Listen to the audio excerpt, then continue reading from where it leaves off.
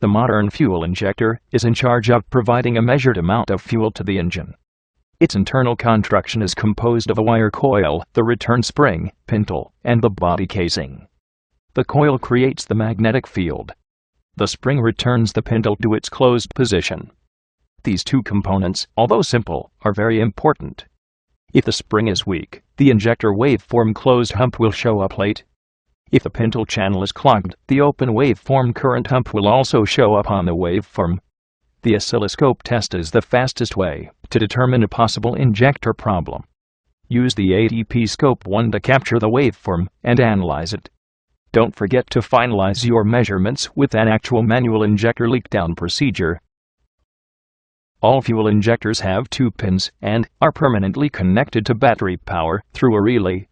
The ECM or the ignition switch may actuate the relay. On a Dodge, the ECM actuates the ASD relay, which feeds the injectors. The other side of the injector is connected to the ACM, which provides a pulsing ground to the injector. The rule of thumb is, at idle, a 3.5 to 5.9 millisecond pulse is seen. The general shape of the injector waveform is also very important. A fast way to test the ECM injector circuit, or driver, is to connect a small dome lamp bulb to the injector circuit. Most injectors will draw about 1 amp of current, and so does the lamp. If a flashing lamp is seen, then at least you have some current available. A resistance test is good to know if a unit is in open circuit, but not reliable to determine if the injector is operating correctly. To test the power feed side, rig a headlamp, which draws about 6 amps, and connect between battery negative and injector power feed. With key on, engine off, you should see a bright headlight. This verifies proper power feed. If you get an OVD2 injector open code P0200 to P0212, do as follows.